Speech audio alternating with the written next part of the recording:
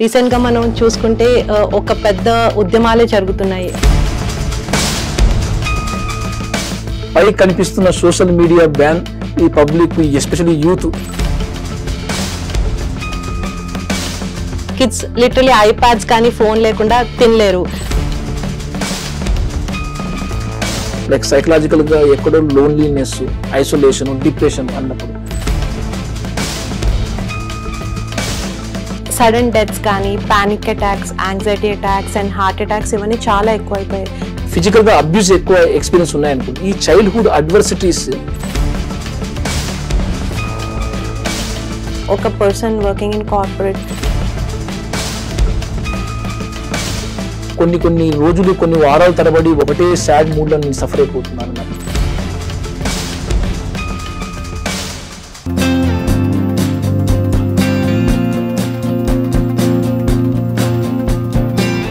Hello, Dr. Naveen. It's an absolute pleasure having you with us today on HMTV. Thank you అండి. Sir, ఇప్పుడు like psychiatry అనేది చాలా fascinating subject. So మీరు దాంట్లో అసలు మీ interest ఎలా వచ్చింది అండ్ మీ జర్నీ గురించి కొంచెం చెప్తారా? ఎంబీబీఎస్ తర్వాత ఈ మెడికల్ బ్రాంచెస్లో, అన్ని మెడికల్ బ్రాంచెస్లో కాస్త ఎప్పుడు కూడా సైకియాట్రీ ఒక స్పెషల్ అటెన్షన్ వచ్చేది మాకు. అంటే మనిషి యొక్క ప్రవర్తన, బిహేవియర్, బ్రెయిన్లో ఉండే ఒక కెమికల్ బ్యాలెన్స్, న్యూరో సర్క్యూటరీ బ్యాలెన్స్తో వస్తున్నాయి అన్నప్పుడు ఎంబీబీఎస్లో ఒక రకమైన ఒక ఇంట్రెస్ట్ కలిగించేది. సో వెంటనే ఎప్పుడైతే మనము రొటీన్ ప్రాక్టీస్లో కూడా ఇమీడియట్గా వాళ్ళు ఎన్నో రోజుల నుంచి వాళ్ళ యొక్క ప్రవర్తన, వాళ్ళ యొక్క ఇబ్బందులు ఇవన్నీ తెలిసాక మనం చిన్నపాటి మెడిసిన్స్, చిన్నపాటి సలహాలతో కూడా వాళ్ళ లైఫ్లో ట్రెమెండస్ చేంజెస్ చూస్తున్నాం. అంటే దీనివల్ల క్వాలిటీ ఆఫ్ ద పర్సన్స్ యొక్క లైఫ్ పెరుగుతుంది అనిపించింది నాకు. అంటే వాళ్ళ రిలేషన్స్ పెరిగినాయి, వాళ్ళ యొక్క పనితనం పెరుగుతూ వచ్చింది, వాళ్ళ యొక్క రొటీన్ వర్క్స్ కూడా చాలా పర్పస్ఫుల్గా చేయడం స్టార్ట్ చేస్తున్నారు. సో సైకియాట్రీ అందుకోసమే ఒక రకమైన ఇంట్రెస్టింగ్గా బ్రాంచ్గా నాకు అనిపించడం జరిగింది. సో ఎవెన్చువల్గా దాంట్లోనే ఎండి తర్వాత డిఎం కూడా చేయడం జరిగింది. సో కరెంట్లీ మీరు ఇప్పుడు ఎక్కడ సర్వ్ చేస్తున్నారు సార్? కరెంట్లీ ఇప్పుడు మనము రేనీ క్లినిక్స్ అని ఎల్బీ నగర్లో కన్సల్టెంట్ ప్రాక్టీస్గా చేస్తున్నానండి. అట్ ద సేమ్ టైం ఇప్పుడు ఒక యశోదా హాస్పిటల్ హైటెక్ సిటీలో సీనియర్ కన్సల్టెంట్ సైకియాట్రిస్ట్గా అక్కడ వర్క్ చేస్తున్నాను. Okay sir. So it's very fascinating to know. Sir, ఇప్పుడు మనం చూసుకుంటే మెంటల్ హెల్త్ అనేది still a taboo subject in India and some parts of the world. So how do you see India progressing in that way? Are మీరు చెప్పినట్టు like few years ago and ఇప్పటికి మీరు ఏం differences observe చేశారు? Yes అండి, India ఇప్పుడు మనం very young nation compare to all over the world లో చెప్పాలంటే మన చాలా యువకులు అత్యధికంగా ఉన్న దేశం. సో వీళ్ళందరూ కూడా ఏజ్ వైజ్ చూసినా అంటే మన ఏజింగ్ పాపులేషన్ కూడా పెరుగుతూ వస్తున్న దశ. సో ఇంత పెద్ద హ్యూజ్ జనాభా ఉన్న మన కంట్రీలో సైకలాజికల్ ఇష్యూస్ కూడా అది తారతమ్యాలు లేకుండా ధనిక పేద సంబంధం లేదు, అర్బన్ రూరల్ అన్న సంబంధాలు లేవు. ఏ జాతి కమ్యూనిటీకి అయినా కూడా నో బడీ ఇమ్యూన్, అంటే మనకు ఇది రాదు, మనం దీని నుంచి ఏదో ఇమ్యూనిటీ అయిపోయాము మనం అలాంటి అనుకోవడం తప్పు. సో ప్రతి ముగ్గురులో నలుగురిలో ఒకరు ఏదో ఒక రూపంలో ఏదో ఒక సైకలాజికల్ కండిషన్ తోటి సఫర్ అవుతున్న వ్యక్తులే. అది చిన్నప్పటి నుంచి అంటే న్యూరో డెవలప్మెంటల్ ఇష్యూ అంటాం, అక్కడి నుంచి మనము యాంగ్జైటీ డిజార్డర్స్ కానీ, డిప్రెసివ్ డిజార్డర్స్ కానీ, లేకుంటే సైకోసిస్ కండిషన్ లాంటి కండిషన్లు కానీ, బైపోలార్ డిజార్డర్స్, మరి యాంగ్జైటీ డిజార్డర్స్లో ఓసిడి లాంటి కండిషన్స్ కూడా కొన్ని, పర్సనాలిటీ డిజార్డర్స్ తోటి, మరీ ముఖ్యంగా substance use, alcohol, tobacco, drugs, behavioural addictions తోటి ఈ మధ్యకాలం చూస్తున్నాం. బెట్టింగ్ యాప్లు, video gaming addictions, social media addictions. So ఇవన్నీ కూడా ఫుడ్ అడిక్షన్స్, ఇవన్నీ కూడా బిహేవియరల్ అడిక్షన్స్ కూడా వెరీ. సో సైకలాజికల్గా ఇష్యూస్ మనకి ఏదో ఒక రూపంలో మన ఫ్యామిలీ మెంబర్స్తో కానీ, మన దగ్గరలో చూసిన వాళ్ళలో కానీ ఏదో ఒక రూపంలో మనం తారసపడుతూ ఉంటాం. సో మన ఇండియాలో ఇటువంటి యొక్క కండిషన్స్ యొక్క అవగాహన, వీటి కండిషన్స్ ఎంతవరకు పరిధి దాటితే మనం డాక్టర్స్తో అప్రోచ్ కావాలి, ఇవి ఇంకా పబ్లిక్లో చాలా అవేర్నెస్ జరగాలి. మరీ ముఖ్యంగా ఈరోజు సూసైడ్ ప్రివెన్షన్ డే జరుపుతున్నాం కదా.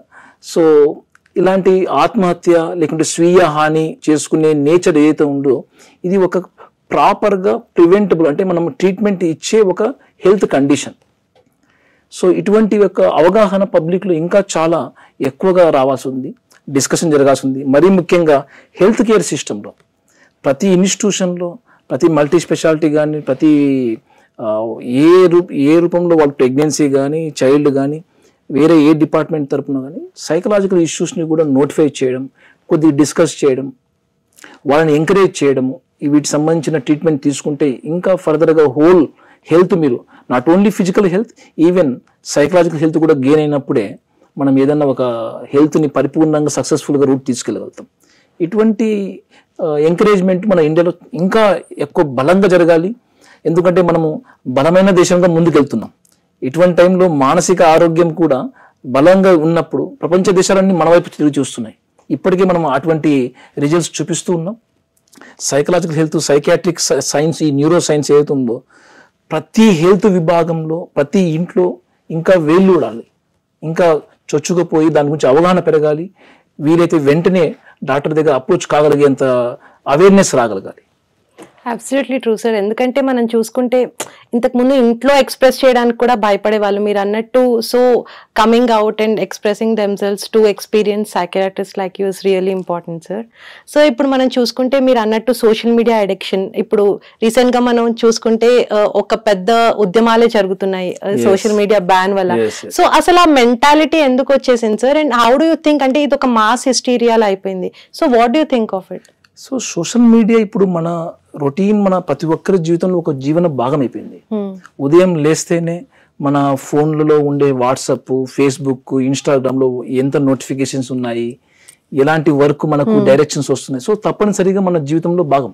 ఇది మన యొక్క డెవలప్మెంట్లో ఈ సోషల్ మీడియా పాత్ర డెఫినెట్గా ఉంది. సో కానీ కొంతమందిలో దీని యొక్క టైం స్పెండ్ చేసే విధానము, దీన్ని హెల్తీ వేగా, ఒక ప్రొడక్టివ్ వేగా దీన్ని ఉపయోగించే విధానంలో కొందరు తడబాటు పడుతున్నారు.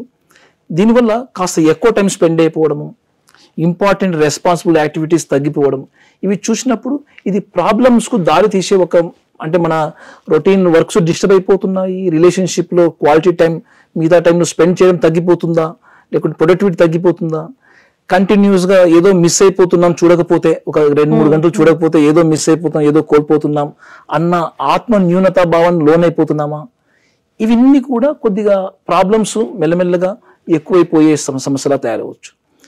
ఇవి సోషల్ మీడియా తోటి ఒక బ్యాన్ చేస్తున్నప్పుడు ఇది పబ్లిక్ యొక్క ఇంపాక్ట్ చాలా పెద్ద ఎత్తున ఉండొచ్చు.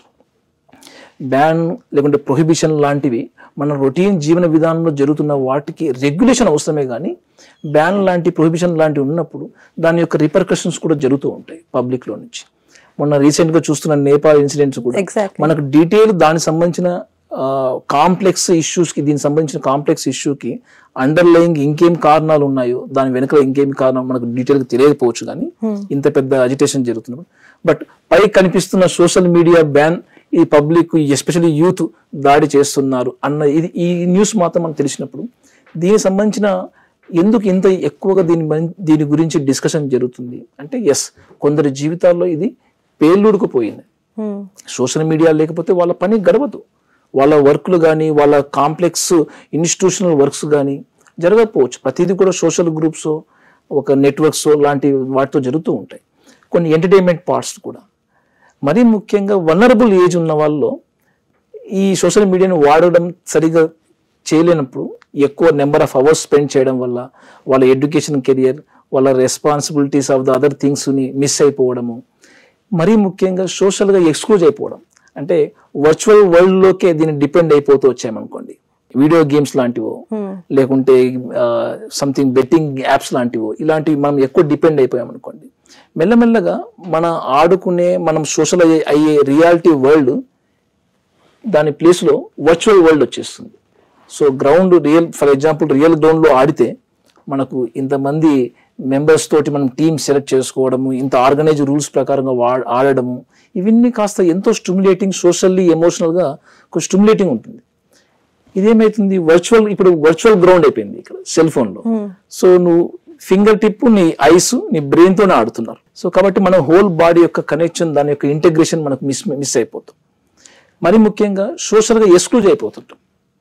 ఎప్పుడైతే చదువుని, సొసైటీలో ఉండే ఫ్రెండ్షిప్ మేకింగ్లు కానీ తగ్గించుకున్నాం, ఫ్యామిలీ మెంబర్స్ తోటి, పేరెంట్స్తో మాట్లాడడం టైం కూడా తగ్గించుకొని ఏకాంతంగా ఎక్కువ టైం స్పెండ్ చేస్తున్నాం, న్యాచురల్గా ఆ వ్యక్తి యొక్క కన్సిక్వెన్సెస్ డెవలప్మెంట్లో నెగిటివ్ వచ్చేస్తుంటాయి. వర్క్ సాధించలేకపోతారు, డిగ్రీ సాధించలేకపోతారు, మరి ముఖ్యంగా ఇది ఎమోషనల్గా అది కొంత టైం లేకపోతే విత్డ్రాల్స్ మాదిరిగా ఇరిటబిలిటీ, నిద్ర సమస్యలు, అంటే నైట్ టైమ్స్లో నిద్ర సమస్యలు ఎక్కువగా, రాత్రిపూట ఎక్కువ సోషల్ మీడియాని చూడడం వల్ల నైట్ టైమ్స్లో వాళ్ళ నిద్ర కూడా తక్కువైపోవడము, దాని యొక్క ఎఫెక్ట్ డే టైంలో concentration, neck pains, physical health problems కూడా చూస్తున్నాం. సో ఈ సోషల్ మీడియా సరిగ్గా వాడుకొని కొందరు మందిలో ఇది అడిక్షన్ దారిన పడడం కూడా జరుగుతుంది. దీని యొక్క అడిక్షన్ యొక్క పర్యవసానాలు ఆ వ్యక్తి పైన ఒకటే కాక, అంటే డెవలప్మెంట్, వర్క్ ఇవన్నీ అఫెక్ట్ అవ్వడమే కాక ఫ్యామిలీ పైన కూడా పడుతున్నాయి. పేరెంట్స్ హెల్ప్లెస్గా తయారైపోతున్నారు. ఎలా చెప్పి కన్విన్స్ చేయాలి, ఎలా స్టాప్ చేయాలి, సో చాలా సతమతమైపోతున్నాము. దీని యొక్క ఎఫెక్ట్ సొసైటీ పైన, మన యొక్క కంట్రీ పైన డెఫినెట్గా ఇంపాక్ట్ అవుతుంది. యువత నిర్వీర్యం అయినప్పుడు, పని చేయడం స్టాప్ చేసినప్పుడు డెఫినెట్గా ఆ కంట్రీ గ్రోత్ అవ్వడంలో ఇబ్బంది పడుతుంటుంది. సో సోషల్గా చూసినా కూడా మనము ఈ సోషల్ ఎక్స్క్లూజన్ ఎప్పుడు కూడా ఇతరులకు మంచిది కాదు. ఇంకా ఆ ఇరిటబిలిటీ, ఆ విత్డ్రాల్ టైమ్స్లో వాళ్ళు చేసే ప్రవర్తన ఎంత బెటర్ బ్యాలెన్స్గా చేస్తున్నారు. మిగతా కొన్ని సైకలాజికల్ కండిషన్స్, తను డిప్రెషన్ గురవుతున్నారా, ఇరిటేషన్, మూడ్ డిజార్డర్ గురవుతున్నారా, ఇవి ఇంకాస్త సమస్యకు కాంపౌండింగ్ ఎఫెక్ట్ లాగా అయిపోతాయి. సో అప్పుడు ఆ వ్యక్తి, ఆ ఫ్యామిలీ ఒక అడిక్షన్ బారిన సఫర్ అయిపోతున్నట్టుగా ట్రబుల్స్ ఫీల్ అవుతుంటారు. సో ఇలాంటి వాటిని గుర్తించినప్పుడు స్టార్టింగ్ ప్రాథమిక దశలోనే ఆ బాబు, ఆ పాప ఎంత దాంతో డిపెండ్ అయిపోతున్నారు, ఎంత టైం స్పెండ్ చేస్తున్నారు, ఎంత క్వాలిటీ మిస్ అయిపోతున్నారు, ఇవి గమనించినప్పుడు త్వరితగతిన వెంటనే ఒక మెంటల్ హెల్త్ కౌన్సిలర్ కానీ, లేదంటే కనుక మన సైకియాట్రిస్ట్ అందుబాటులో మీ కమ్యూనిటీలో ఉన్న సైకియాట్రిస్ట్ని అప్రోచ్ అవ్వడము కానీ వెనకాడకూడదు. ఎందుకంటే మారుతున్న సమాజం బట్టి మన యొక్క హెల్త్ కండిషన్స్ కూడా మారుతున్నాయి. సో పాతకాలపు సిఫిలిస్, పెన్సిలిన్ ఇంజెక్షన్స్ అవసరం పడకపోవచ్చు. ఇప్పుడు నూతన కొత్త వైరస్లు, కొత్త మెడిసిన్స్ ఎలా మనం అడాప్ట్ చేసుకున్నాము. సైకలాజికల్ ఇష్యూస్ కూడా ఇప్పుడు ఎక్కువగా పెను సవాళ్ళు ఏమిటంటే యాంగ్జైటీ, డిప్రెషన్, మానసికమైన జీవన విధానంతో పాటు బిహేవియరల్ అడిక్షన్స్ కూడా అంతే ఈక్వల్ ఛాలెంజింగ్, ఆల్కహాల్, టొబాకో మాదిరిగా.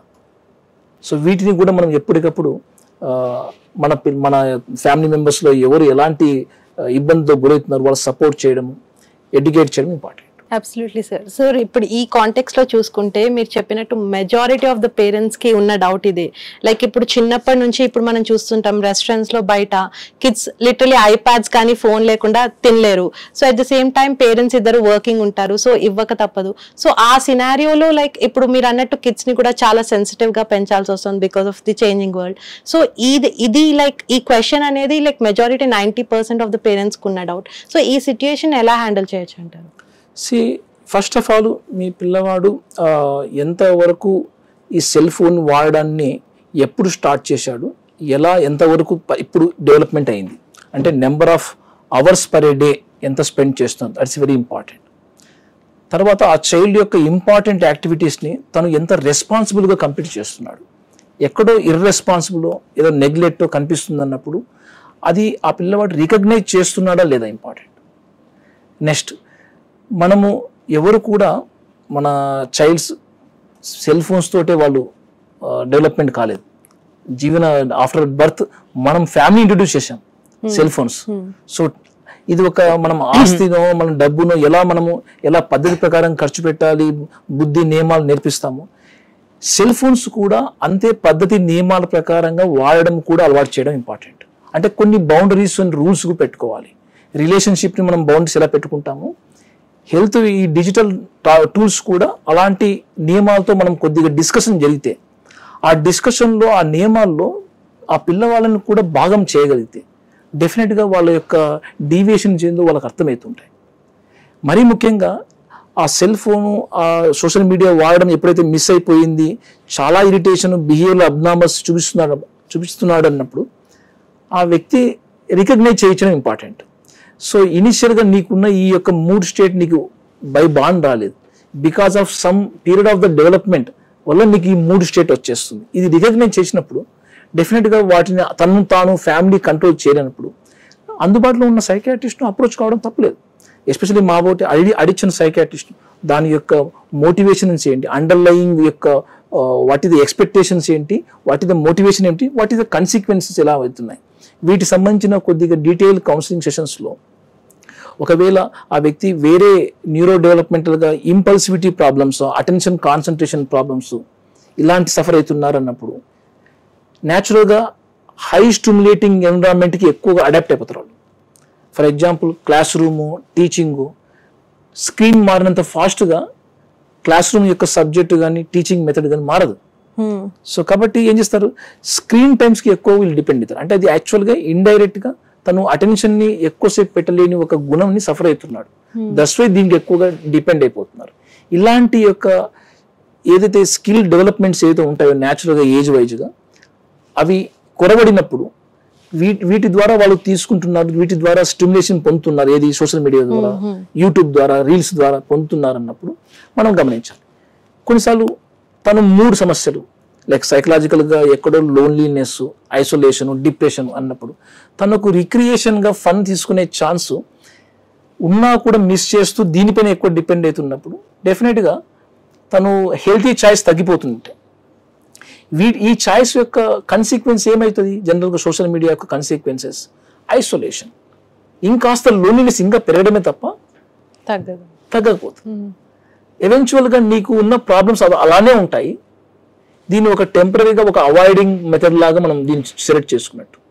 సో ఎప్పటికైనా దీన్ని అడ్రస్ ఇవ్వాల్సిన కండిషన్ మనం చెప్పగలగాలి. అంటే ఎక్కడో కోపింగ్ మెకానిజమ్స్, స్కిల్ డెవలప్మెంట్ని హైలైట్ చేయించాలి. ఒకవేళ బయలాజికల్గా రీజన్ మనం ఫ్యామిలీ హిస్టరీ, తన యొక్క డెవలప్మెంటల్ హిస్టరీ ఇవన్నీ మనం క్లినిక్లో ఎవాల్యుయేషన్ చేస్తున్నప్పుడు తను ADHDతో సఫర్ అవుతున్నాడా, లేకుంటే అపోజిషనల్ డెఫిషియెంట్ డిజార్డర్ అంటే ఒక ఎదురు తిరిగే నేచర్తో, ఒక సోషల్ రూల్స్ వైలేట్ చేసే ఒక కండక్ట్ డిజార్డర్తో సఫర్ అవుతున్నారా, లేకుంటే సోషల్ యాంగ్జైటీ సమస్యలతో సఫర్ అవుతున్నారా. అంటే నలుగురితో కలవాలి, ఇంపార్టెంట్ వ్యక్తులు మీట్ కావాలంటే చాలా టెన్షన్ అయిపోతుంది. ఈ సెల్ ఫోన్ ఎప్పుడు కూడా మనం డిమాండ్ చేయదు, కొత్త వ్యక్తులైనా ప్యాసివ్గా మన ముందు చూపించేస్తుంది. సో ఇది బెటర్ కదా, రియల్ లైఫ్లో వెళ్ళి ఆ వ్యక్తితో మాట్లాడి కన్విన్స్ చేసి నేను ఆ యొక్క ఎంటైర్ సిచ్యువేషన్ నా కంట్రోల్ తెచ్చుకునే వరకు చాలా కష్టంతో, చాలా స్కిల్తో కూడుకున్న వ్యవహారం. సో దీనిపైన ఎక్కువగా వీళ్ళు డిపెండ్ అయిపోతుంటారు. అంటే సోషల్ యాంగ్జైటీ డిజార్డర్ ప్రాక్సీగా బిహేవియరల్ అడిక్షన్ డెవలప్ అవుతూ ఉంది. సో అండర్లయింగ్ సైకలాజికల్ కండిషన్ని మనం రికగ్నైజ్ చేసి సైకాట్రిస్ట్గా దాని తగు సూచనలో ట్రీట్మెంట్ చేయగలిగితే దీని యొక్క ఇంపాక్ట్ తగ్గుతూ వచ్చేస్తుంది. లేదు ఈ అడిక్షన్ యొక్క ప్రభావం అంటే ఇది ఉంటేనే నాకు ప్లెజర్, ఇది ఉంటేనే నేను రిలీఫ్ కాగలుగుతున్నాను, అది ఆ రోజు అన్ని అవర్స్ నేను చూడకపోతే నా డే నార్మల్ గడవట్లేదు అన్నంత స్థితికి చేరినప్పుడు ఒక అడిక్షన్ ట్రీట్మెంట్ లాగా దీనికి మనం చేయడం జరుగుతుంది. అంటే ఓవరాల్గా కాంప్రహెన్సివ్గా ఆ వ్యక్తి యొక్క డెవలప్మెంట్, వాడుతున్న విధానం, తను ఇతరత్ర సబ్స్టెన్స్ యూజ్ లేకుంటే ఇతరత్ర సైకలాజికల్ కండిషన్స్, ఎలాంటి కోమార్బిడ్ కండిషన్స్ ఉన్నాయి, వీటితో పాటు ఫ్యామిలీ హిస్టరీ, తన యొక్క జెనెటికల్ నేచరు, తన బయలాజికల్ నేచరు బాగా అర్థం కావడానికి జనరల్గా మనం ఫ్యామిలీ హిస్టరీ అడిగి తెలుసుకుంటుంటాం, ఎటువంటి కండిషన్తో సఫర్ అవుతున్నారు. సో ఇవన్నీ కాంప్రహెన్సివ్గా చూసినప్పుడు తనకు ఎటువంటి ట్రీట్మెంట్ ప్లాన్ మనకు బెటర్గా ఎగ్జిక్యూట్ చేయొచ్చు. లైక్ స్కూల్ కరికులంలో ఇంకా కాస్త ఎంగేజింగ్ యాక్టివిటీస్ ఇంప్రూవ్ చేయడమా, లేదు ఫ్యామిలీలో ఉన్న రిలేషన్షిప్ని ఇంకా క్వాలిటీగా ఇంప్రూవ్ చేయడమా, ఇవన్నీ మనం చూడాలి. వీటితో పాటు ట్రీట్మెంట్కి కావాల్సిన మెడిసిన్స్ అందుబాటులో వచ్చాయి, వాటికి అవసరమైతే డాక్టర్ గారు నిర్ణయించి ఒక ట్రీట్మెంట్ మనం ప్లాన్ కూడా డిస్క్రైబ్ చేయొచ్చండి. Beautifully explain sir. సో ఇప్పుడు మనం చూసుకుంటే different side of the world, corporate world, so మనం చూసుకుంటే ఇప్పుడు సడన్ డెత్స్ కానీ, panic attacks, anxiety attacks and heart attacks ఇవన్నీ చాలా ఎక్కువైపోయాయి. సో ఎస్పెషల్లీ ఎవరైతే ఫ్రెషర్స్ జాయిన్ అవుతున్నారో they not able to cope up with the pressure. So what do think of this scenario and how can people handle it? ఏదైనా ఒక కొత్త course join అవుతున్నప్పుడు, కొత్తగా న్యూ కరికులంలో మనము గ్రాడ్యుయేట్ కావాలని మనం ముందుకు వెళ్తున్నప్పుడు సహజంగా కొంతవరకు ఆ కొత్తదనం వల్ల మనకు కొద్దిగా ఒత్తిడి గురవుతుంది. అంటే కొత్త సబ్జెక్టు, కొత్త కరికులము, కొత్తగా మనం నేర్చుకునే మెథడ్స్, అంటే అప్పటికప్పుడు ఆ డిగ్రీ కోర్సులో ఉండాల్సిన డిమాండ్స్ అయితే ఉంటాయి, సబ్జెక్ట్ డిమాండ్స్, ఇంతవరకు నేర్చుకోవాలి అన్న డిమాండ్స్, వీటితో పాటు కొత్త ఫ్రెండ్స్, కొత్త గ్రూప్, కొత్త ప్లేస్, ఇవన్నీ కూడా ఎప్పుడు కూడా కొద్దిగా అడ్జస్ట్మెంట్ని మనకు డిమాండ్ చేస్తుంది. ఆ అడ్జస్ట్మెంట్ డిమాండే స్ట్రెస్ అంటాం. అంటే దాంతోపాటు ఎగ్జైట్మెంట్ కూడా ఉంటుంది కదా. సో ఆ ఎగ్జైట్మెంట్ వల్ల ఆ స్ట్రెస్ని తట్టుకోగలుగుతుంది. కొందరిలో ఎవరైతే ఆ ఎగ్జైట్మెంట్ ఎక్కువైపోయి లేకుంటే స్ట్రెస్ ఎక్కువైపోవడం, ఈ రెండు ఎక్కువైనా కూడా కాస్త వాళ్ళు హ్యాండిల్ చేసే విధానంలో ఆ స్ట్రెస్ కాస్త డిస్ట్రెస్గా మారుతుంది. అంటే వాళ్ళ యొక్క పనితనం పైన నెగిటివ్గా ఇంపాక్ట్ చేస్తుంది. వాళ్ళు కాన్సన్ట్రేషన్ తగ్గిపోతుంది, వాళ్ళ ఈ మూడ్ బిహేవియర్ కాస్త ఐసోలేట్ అవుతున్నట్టు, లేకుంటే కాన్సన్ట్రేషన్ చేయకపోవడం వల్ల లోన్లీనెస్ అయిపోతున్నట్టు, ఇలాంటి ఎఫెక్ట్ అయిపోతుంది. కొందరిలో యాంగ్జైటీ అంటే స్ట్రెస్ లెవెల్స్ యాంగ్జైటీని రిస్క్ ఫ్యాక్టర్గా డెవలప్ కావచ్చు. వీటి వల్ల ప్యానిక్ అటాక్స్, వీటి వల్ల హెడ్ ఏక్స్, స్లీప్ డిస్టర్బెన్సెస్ ఇలాంటివి వచ్చినప్పుడు, ఇలాంటి జనరల్గా వచ్చే వాళ్ళు మనం ఇలాంటి మార్పులు, ఇలాంటి కంప్లైంట్స్ మనం చూస్తుంటాం క్లినిక్లో. అప్పుడు మనం ఈ కొత్త యొక్క ఏదైనా కోర్సు కానీ కొత్త మెథడ్స్ కానీ అలవాటు అయ్యేంత వరకు కాస్త మనం ప్రీవియస్గా యూజ్ చేసిన మెథడ్స్ని ఇక్కడ రీయూజ్ చేయడం అలవాటు చేసుకోవాలి. అంటే ప్రీవియస్గా కొన్ని కొత్త వాతావరణం మనం అడ్జస్ట్మెంట్ అయ్యాం, ఎలాంటి ఓపిక పట్టాము, ఎలాంటి థింకింగ్ ప్యాటర్న్ మనం డెవలప్ చేసుకున్నాం, ఇక్కడ కూడా అప్లై చేయడం స్టార్ట్ చేయాలి. అప్పటికి ఇంకాస్త మనకున్న డిఫికల్టీస్ షేర్ చేసుకోవడం, అంటే మన కొలీగ్స్లో ఉన్న లేకుంటే మనకున్న కొద్దిగా ఇదే ప్రొఫెషన్లో కొద్ది సీనియర్స్గా ఉన్న వాళ్ళతో డిస్కస్ జరిగితే వాళ్ళు ఇచ్చే పర్స్పెక్టివ్ సలహాలు ఏదైతే ఉంటాయో బట్ మనం కొద్దిగా హెల్ప్ అవ్వచ్చు. అప్పటికి ఈ ప్యానిక్ అటాక్స్ మెడికల్ ఎమర్జెన్సీ లాగా మనకు ఇబ్బంది పెడుతున్నాయి అన్నప్పుడు టెంపరీగా ఇది అడ్జస్ట్మెంట్ యొక్క కండిషన్ని, అది యాంగ్జైటీయా, డిప్రెషనా, మిక్స్డ్ ఫీచర్సా, ప్యానిక్ అటాక్సా, వీటికి సంబంధించిన ట్రీట్మెంట్ దానికి సపరేట్ కేటగిరీగా మనం డిసైడ్ చేసుకుంటూ దీని యాంటీ యాంగ్జైటీ మెడిసిన్స్ తోటి, యాంటీ డిప్రెషన్ మెడిసిన్స్ తోటి కొంత పీరియడ్ కొన్ని వారాల పాటు కొన్ని నెలల పాటు వాడి వాళ్ళని అడ్జస్ట్మెంట్ చేయగలిగితే వాళ్ళు ఆ ప్రొఫెషన్లో రాణిస్తారు. ఆ స్ట్రెస్ కాస్త వాళ్ళకు ఉపయోగపడే స్ట్రెస్ లాగా, అనుభవమైన స్ట్రెస్ లాగా అనిపిస్తుంది. ఇంకా రేపు తర్వాత ఇదే ఎక్స్పీరియన్స్ ఇంకొత్త వాతావరణం ఎక్స్పీరియన్స్ అయినప్పుడు ఈ యొక్క ఎక్స్పీరియన్స్ వాడడం, ఆలోచన విధానం కొద్దిగా మరీ టెర్రిఫైడ్గా ఫీల్ కాకపోగా వాళ్ళు ప్రయత్నం చేయడానికి, అంటే అడ్జస్ట్మెంట్ ప్రయత్నం చేయడానికి ఉపయోగపడతాయి. So panic attacks, tension attacks ఇలాంటి సైకలాజికల్గా అక్యూట్ సివియర్ కండిషన్స్ వచ్చినప్పుడు డాక్టర్ని అప్రోచ్ అవ్వడం ఇంపార్టెంట్. అడగడము, హెల్ప్ తీసుకోవాల్సిన కండిషన్ నీలో డెవలప్ అయ్యి హెల్ప్ అడగడం అనేది ఒక వీక్నెస్ సైన్గా చూడమాక. నువ్వు హెల్ప్ అడగాల్సిన టైం వచ్చినప్పుడు హెల్ప్ అడిగే సైంటిఫిక్ పర్సన్ దగ్గర వెళ్ళి అడగడం నీ యొక్క కరేజ్ యొక్క సిగ్నల్, నీ స్ట్రెంగ్త్ యొక్క సిగ్నల్గా భావించాలి. సార్, ఇప్పుడు మీరు చెప్పినట్టు asking for help is really important. కానీ ఇప్పుడు ఫర్ సపోజ్ ఒక person working in corporate, so like total 12 hours work చేసి, సో మేబీ అది వాళ్ళకి వచ్చే ఇల్ హెల్త్ టైర్డ్నెస్ కానీ లేకపోతే ఫెటిక్ కానీ అలా అనుకునే ఛాన్సెస్ ఉన్నాయి. How to differentiate that it's something related to mental? True అండి. ఏదైనా ఒక ఫర్ ఎగ్జాంపుల్ ఫెటిక్ అనుకోండి, ఒక అలసిపోయే గుణం అనుకున్నాం. ఈ అలసిపోయే గుణము నీకు రోజులో ఎంత టైం మీకు ఈ గుణంతో సఫర్ అయిపోతున్నారు అంటే ఇంచుమించుగా ఎన్ని రోజుల తరబడి మీరు ఇబ్బంది పడుతున్నారు ఈ సిమ్టమ్ తోటి. ఇదే లక్షణంతో మీరు ఎంత ప్రీవియస్గా చేయగలిగే పనులు ఇప్పుడు చేయలేకపోవడం, ఎన్ని పనులు చేయలేకపోవడం ఇబ్బంది పడుతున్నారు. దాంట్లో కొన్ని ఎసెన్షియల్ పనులు, ఇంపార్టెంట్ పనులు కూడా మిస్ అయిపోతున్నారు అన్నప్పుడు దీన్ని క్లినికల్ ఇష్యూగా చూడాలి. అంటే ఫెటిగ్ అనేది ఒక బాడీలో ఫిజికల్లో ఉన్న గ్లూకోజ్ లెవెల్తో ఒకటే కాదు, లేకుంటే విటమిన్స్తో ఒకటే కాదు, కొన్ని బ్రెయిన్తో తయారయ్యే కొన్ని రసాయనాలు మన బాడీలో కొన్ని తగ్గిపోయినప్పుడు, లైక్ సెరటోనిన్, గాబా, లేక ఇలాంటి నారెపినెఫ్రిన్ ఇలాంటి రసాయనాలు తగ్గిపోతున్నప్పుడు, మన బ్రెయిన్లో ఉన్న కొన్ని సర్క్యూట్స్ కొంచెం స్లో అయినప్పుడు ఫెటిగ్ అనేది, అంటే తొందరగా చిన్నపాటి పనులు కూడా అలసిపోతున్నాము, చిన్నపాటి కాన్సన్ట్రేషన్ పెట్టి చేయాల్సిన పనులు కూడా పోస్ట్పోన్ చేస్తున్నాము, మళ్ళీ చేద్దామని పోస్ట్పోన్ చేస్తున్నాం, ఇలాంటి సిమ్టమ్స్ తయారు చేస్తుంటారు. ఇవి మనం క్లినికల్ ఇష్యూగా చూడాల్సి వస్తుంది.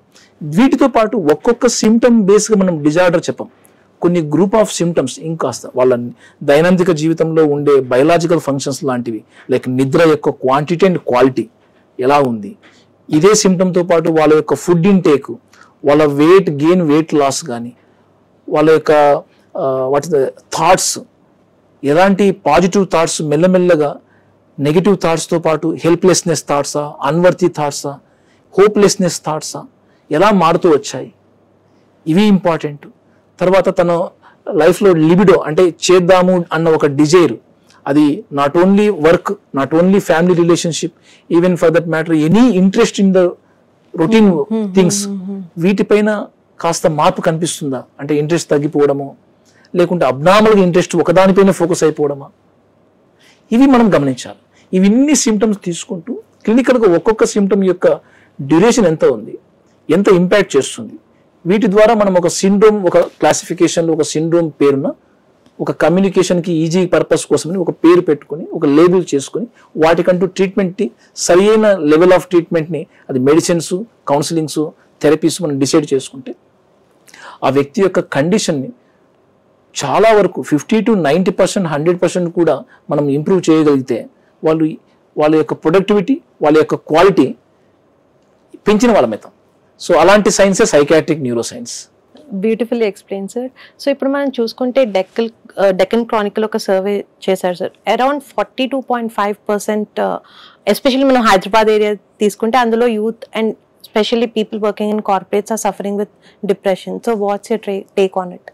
డెఫినెట్గా డిప్రెషన్ యొక్క కండిషన్ మన యొక్క WHO పరంగా చూసినా కూడా టాప్ 10లో టాప్ 3గా మన యొక్క ఇయర్స్ లాస్ట్ ఈ డిప్రెషన్ వల్ల మన quality of years, quantity of years కూడా లాస్ అయిపోయిన మెడికల్ కండిషన్స్లో ఈ డిప్రెషన్ చేరవేసినాయండి.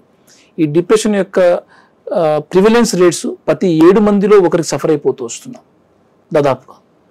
అది మైల్డ్గా, మోడరేట్గానో, సివియర్గానో. బట్ దాని యొక్క ఇంపాక్ట్ ఆ సివియారిటీ బట్టి ఆ వ్యక్తి యొక్క లైఫ్లో తనకున్న పర్సనాలిటీ, తనకున్న ఫ్యామిలీ, మిగతా సోషల్ సపోర్ట్ ఇవి కూడా కొంత డిసైడ్ చేస్తాయి ఈ యొక్క డిప్రెషన్ యొక్క సివియారిటీ కన్సిక్వెన్సెస్.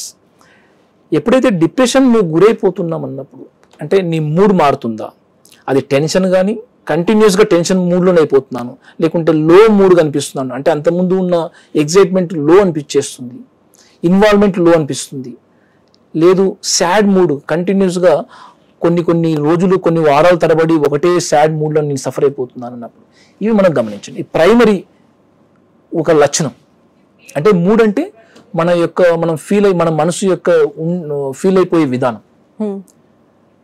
వీటితో పాటు మనకు రొటీన్గా ఉండే హాబీస్ పైన ఇంట్రెస్ట్, మెయిన్ వర్క్ అంటే మనం మనీ కోసమో ఒక పేరు కోసమో చేసే వర్క్లు ఉంటాయి. వీటితో కాక నాకు టైం దొరికినప్పుడు నేను కొంత పేపర్ చదవడం, నాకు న్యూస్ పేపర్ చదవడం నాకు ఇంట్రెస్ట్, టైం దొరికినప్పుడు అలా కొద్దిగా టీవీ చూడడం ఇంట్రెస్ట్, టైం దొరికినప్పుడు నాకు కొద్దిగా వాకింగ్, యోగా చేయడం ఇంట్రెస్ట్. ఇది ప్యాషన్. ఇది నేను డబ్బు కోసమో లేక ఇంకో కోసమో చేయను, లేకుంటే quality of time spend with the family members, ఫ్రెండ్స్తో గడపడం నాకు ఇష్టం. ఇటువంటి ఇష్టాలు కూడా నువ్వు ఎంజాయ్మెంట్ అనిపించట్లేదు, అవాయిడ్ చేయాలనిపిస్తుంది, పార్టిసిపేట్ చేయలేకపోతున్నాం. ఇలాంటి లక్షణాలు మనకు కనపడుతున్నాయి. ఇవి కొద్దిగా డిప్రెషన్ యొక్క లక్షణాలు చూడాలి. వీటితో పాటు తొందరగా అలసిపోయే గుణం, ఫిజికల్గా ఎనర్జీ కొంత పని చేసిన, ఈవెన్ రొటీన్గా మనం యూరినల్స్, మోషన్స్ ఇవి పోవడానికి కూడా ఎనర్జీ లేనట్టు ఉంది సార్ మార్నింగ్ అవర్స్లో. ఇలాంటి లక్షణాలు, ఈ తొందరగా అలసిపోయే లక్షణం. మానసికంగా అయితే ఏదైనా పేపర్ వర్క్ ఉందనుకోండి, చేయడంలో ఇబ్బంది పడిపోవడము, లేకుంటే మైండ్ పెట్టి కొద్దిగా ఏదైనా పజిల్ సాల్వ్ చేయాల్సిన ఎసెన్షియల్ వర్క్స్ ఉన్నాయి, అది మనకు జాబ్ రీత్యా డిమాండ్ చేసే వర్క్లే, అవి కూడా పోస్ట్పోన్ చేయడము. ఇలాంటి లక్షణాలతో సఫర్ అవుతున్నప్పుడు ప్రైమరీగా ఈ లక్షణాలు మనం డిప్రెషన్ యొక్క లక్షణాలు గుర్తించాలి. వీటికి ఫ్యామిలీ హిస్టరీ వెరీ ఇంపార్టెంట్. అంటే మనము అండర్స్టాండ్ చేసుకుంటున్నప్పుడు ఒక వ్యక్తి టెన్షన్తో రావచ్చు, ఒక వ్యక్తి బాధతో రావచ్చు, ఒక వ్యక్తి ఇరిటేషన్తో రావచ్చు, ఎస్పెషల్లీ యంగ్ అడాలసెంట్ చిల్డ్రన్స్. తర్వాత జెరియాట్రిక్ పాపులేషన్ అంటే ఓల్డర్ ఏజ్ పాపులేషన్ డిప్రెషన్ని జనరల్గా టెన్షన్తో కూడుతూ ఇరిటేషన్తో ఉంటారు. సో వీళ్ళని మనం ఏం చేయాలంటే వీళ్ళ యొక్క పర్సనాలిటీ ఎలాంటిది, వీళ్ళ రిస్క్ ఫ్యాక్టర్స్ ఎలాంటివి. కొందరు డిప్రెషన్లో ఉన్నప్పుడు ఎక్కువగా డ్రింక్ సమస్యలు ఎక్కువ కనిపించేస్తాయి. యాక్చువల్గా అండర్లయింగ్ కారణం డిప్రెషన్ కూడా అవ్వచ్చు. ఫ్యామిలీ హిస్టరీలో వీళ్ళ యొక్క జెనెటికల్ బ్యాక్గ్రౌండ్స్లో ఎంతమంది దగ్గర రిలేషన్స్లో ఎటువంటి psychological conditions, medical conditions suffer అవుతున్నారు.